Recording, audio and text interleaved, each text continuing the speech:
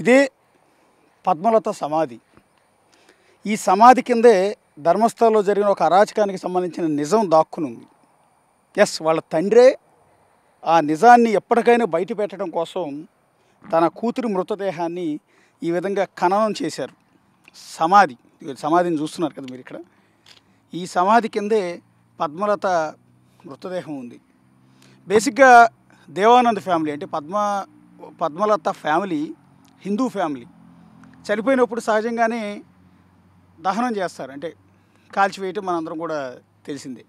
కానీ తండ్రి ఎందుకు సమాధి చేశాడు అంటే, ఏదో ఒక రోజు తన కూతురు కేసుకు సంబంధించి దర్యాప్తు ప్రారంభించి మళ్ళీ ఆ మృతదేహాన్ని కనుక వెలికి తీస్తే అప్పటికి పుర్రెలు ఎముకలు ఉంటాయి కాబట్టి వాటి ఆధారంగా ఏమైనా ఎంక్వైరీ చేసి తన కూతురికి జరిగిన ఆ దురాఘాతాన్ని బయట ప్రపంచం ముందుంచి ఎవరైతే ఈ దారుణమైన పనికి పాల్పడ్డారో వాళ్ళకి ఏమైనా శిక్ష పడుతుందేమోనన్న ఆశతో ఆ తండ్రి దేవానంద్ ఈ విధంగా సమాధి చేశారు.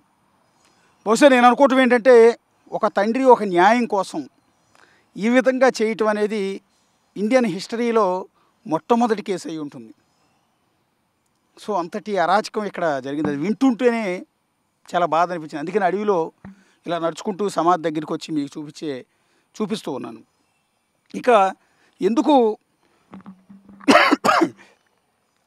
పద్మలతని వాళ్ళందరూ చంపారు అంటే, ఈమె ఎస్డిఎం కాలేజీలో పియూసీ సెకండ్ ఇయర్ చదువుతుందని చెప్పాను కదా. సో అప్పట్లో ఈ ఎస్డిఎం కాలేజీ అప్పట్లో కావచ్చు ఇప్పుడు కావచ్చు మంజునాథ దేవాలయం అంటే ధర్మస్థల క్షేత్రం ఆధ్వర్యంలోనే నడపబడుతుంది.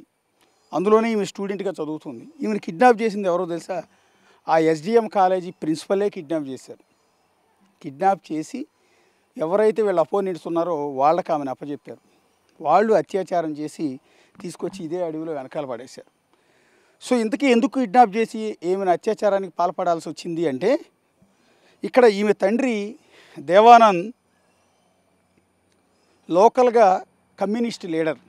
సో అప్పట్లో ఈ ధర్మస్థల క్షేత్ర నిర్వాహకులైన వీరేంద్ర హెగ్డే అండ్ ఫ్యామిలీకి వ్యతిరేకంగా కొన్ని యాక్టివిటీస్ చేసేవారు. అలా చేస్తున్నప్పుడు వాళ్ళకి మధ్య ల్యాండ్ డిస్ప్యూట్ అనేది కొంత ఉంది.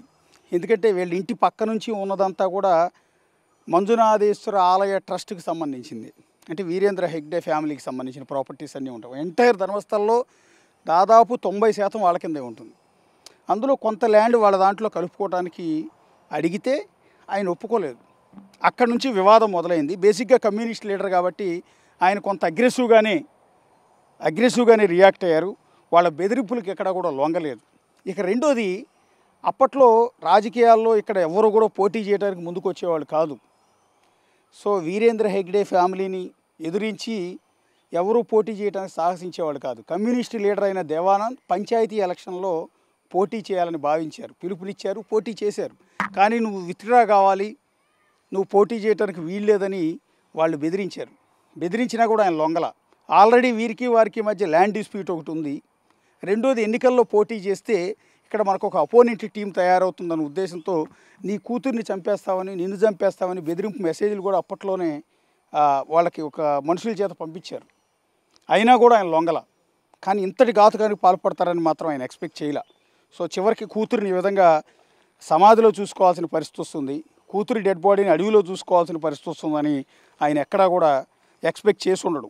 ఎక్కడా నేను పోరాటం చేస్తున్నాను కాబట్టి ఆ పోరాటంలో విజయం సాధిస్తాను అనుకున్నాడు తప్ప, కానీ ఇంత పెద్దవాళ్ళకి ఎదురెళ్తున్నాను, నా కూతురు ముక్కుపచ్చలారని జీవితం నాశనం అయిపోతుందని బహుశా దేవానంద్ ఆ రోజుల్లో ఎక్స్పెక్ట్ చేయలే. సో అన్నట్టుగానే వాళ్ళు చెప్పినట్టు వినకుండా ఎన్నికల్లో పోటీ చేశాడనే కారణంతో, అంతేకాకుండా వాళ్ళ భూమిని వాళ్ళకి రాసియలేదనే కారణంతో చివరికి ఆమె కూతురిని ఆమె చదువుతున్న ఎస్డిఎం కాలేజీ ప్రిన్సిపల్ చేత కిడ్నాప్ చేయించి ఆ తర్వాత ఆమెను అత్యంత దారుణంగా అత్యాచారం చేసి ఆమెను క్రూరంగా చంపి అడవిలో పడేశారు.